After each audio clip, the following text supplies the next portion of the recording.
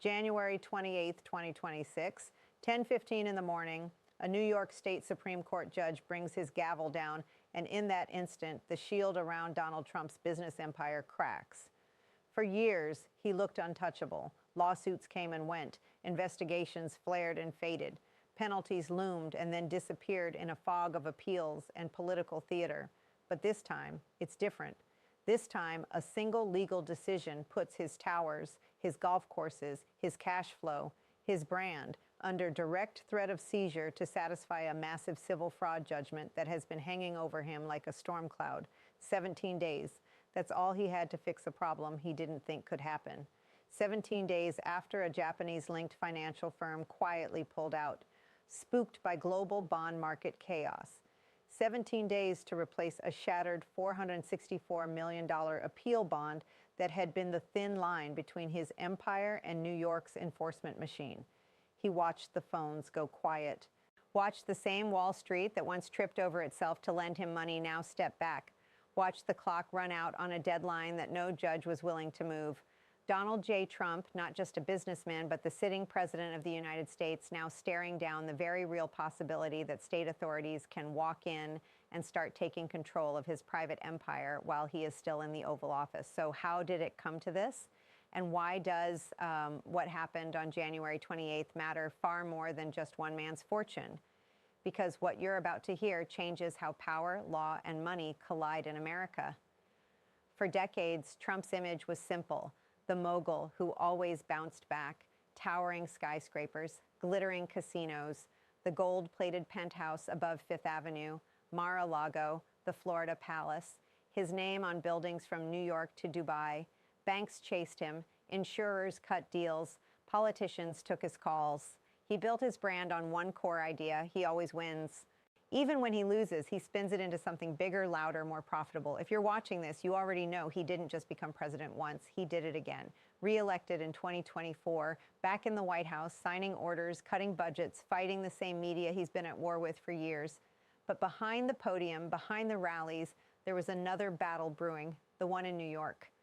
New York Attorney General Letitia James filed a massive civil fraud case accusing Trump and the Trump Organization of systematically inflating the value of his properties to get better loans and insurance deals, overstating square footage, claiming sky-high valuations for golf courses and towers that no independent appraiser would recognize. In 2024, Judge Arthur Engoron found him liable for persistent fraud, slapping him with a penalty that, with interest, swelled to the staggering figure of roughly $454 to $464 million. At first, Trump did what he always does. He appealed, he attacked, he went to the cameras and called it a witch hunt, a political hit job cooked up by Democrats in Manhattan. And for a while, it seemed to work. In March 2024, an appeals court cut his bond requirement from the full amount down to $175 million, a number his team scrambled and finally managed to post in time. That bond stopped New York from freezing bank accounts or seizing buildings while the appeals played out. To his supporters, it looked like another Houdini act, another escape. But bonds aren't magic. They're contracts. They depend on real collateral and real confidence. And this is where the story pivots. The $175 million bond that bought Trump time was backed by an insurer tied into global financial markets. On paper, it was solid. In reality, it was sitting on a fault line. In early January 2026, bond market turmoil in Japan triggered emergency margin calls and forced de-risking. Behind closed doors, the financial firm that had stepped up for Trump watched its own balance sheet strain. Regulators and internal risk committees started asking hard questions.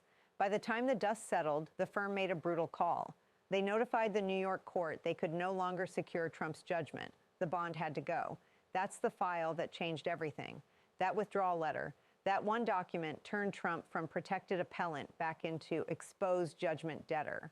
Under New York law, once a bond disappears and isn't replaced within a tight court deadline, the state can move immediately to enforce the judgment.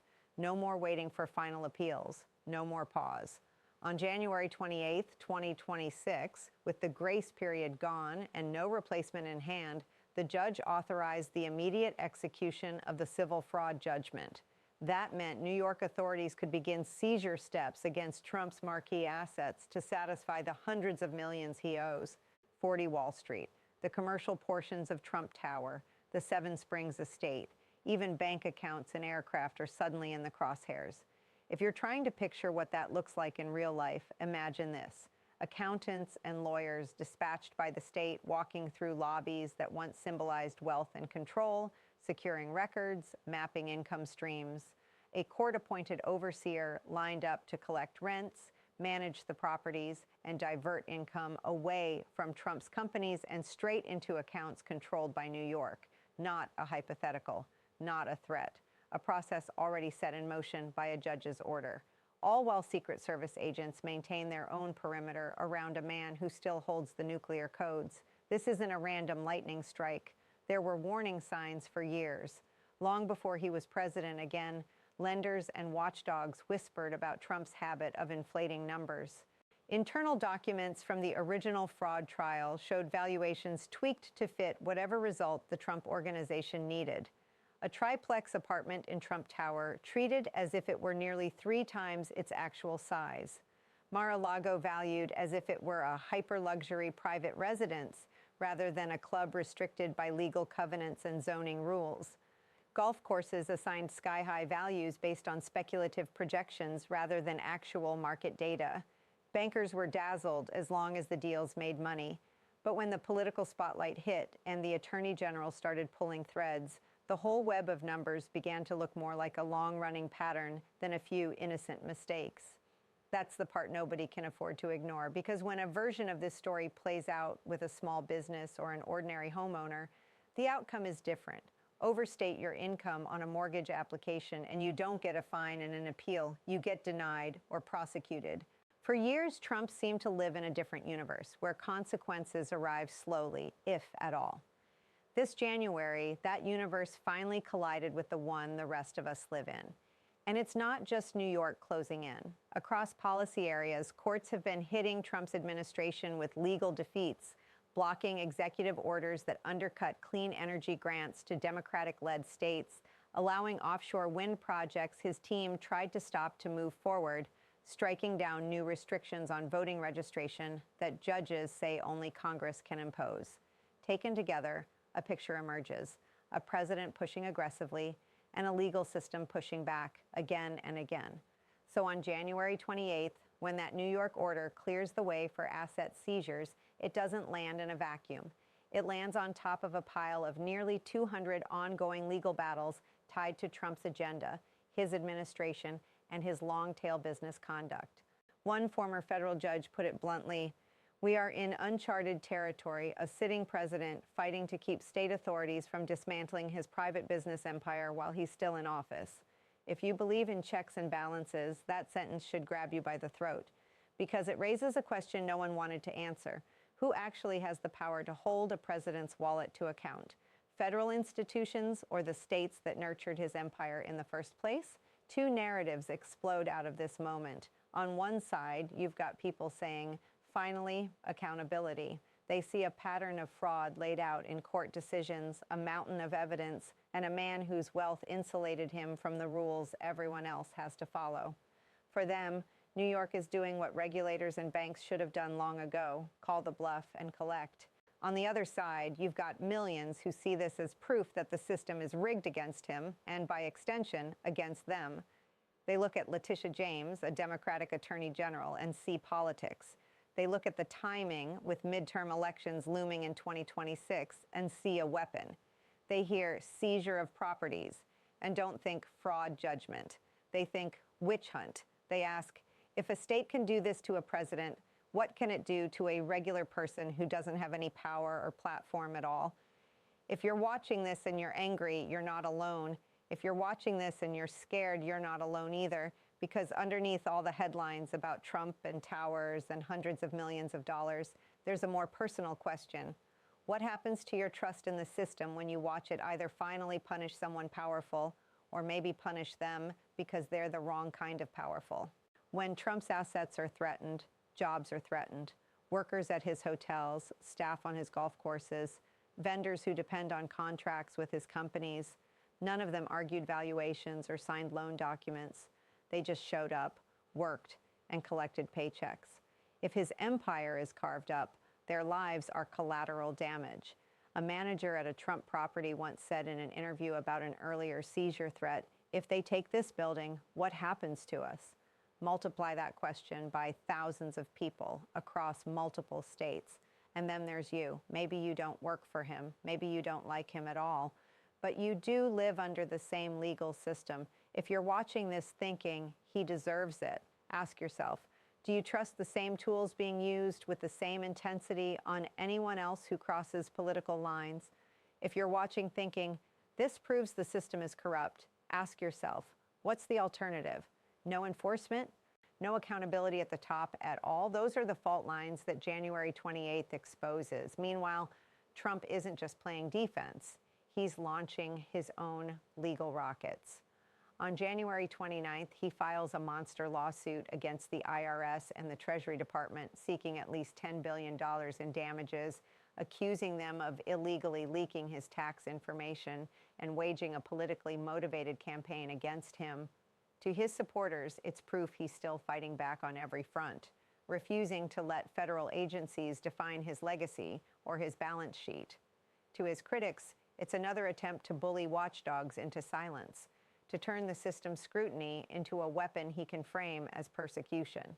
Every new case, every fresh ruling, every emergency hearing feeds into the same spiraling narrative. Either Donald Trump is finally being forced to live in the same legal reality as everyone else, or the institutions meant to protect justice are turning into tools of political vengeance. The truth might be uglier, a system that's inconsistent, reactive, and prone to only really move when the stakes are this high. Remember those 17 days after the bond imploded? 17 days when Trump's team scrambled behind closed doors, calling every insurer they could, chasing every potential guarantor. 17 days when one of the most famous businessmen on earth couldn't find anyone willing or able to stand behind nearly $500 million he owed a single state. If you strip away the politics, that alone tells you something about how fragile his empire really was. On January 28th, a judge didn't just enforce a judgment. He tore away the illusion that the Trump organization could simply outweight, outspin, or outfinance consequences forever. And if that can happen to someone with that much visibility, what does that say about the hidden empires we never see? The private equity firms quietly overvaluing assets behind closed doors. The corporations cooking numbers just enough to stay ahead of regulators. If the system took this long to clamp down on one of the most heavily scrutinized figures in American history, what else is it missing? That's the part that should haunt you long after the headlines move on. This isn't just a story about Donald Trump or New York or a single judgment. It's a stress test of American institutions in real time. Can a state hold a sitting president's private business accountable without tearing the country even further apart?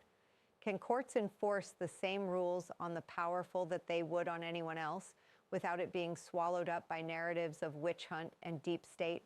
Or are we already past the point where any major case like this can be seen as anything but a political weapon?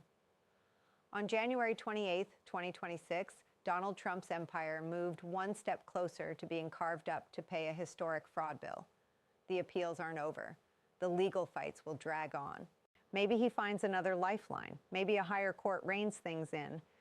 But the deeper question isn't what happens to him next. It's what happens to us if the only time the system truly bites is when the cameras are rolling and the country is already divided into two realities that can't agree on what justice even looks like. If you want more breakdowns that cut through the noise and follow the money, the law, and the power, you know what to do.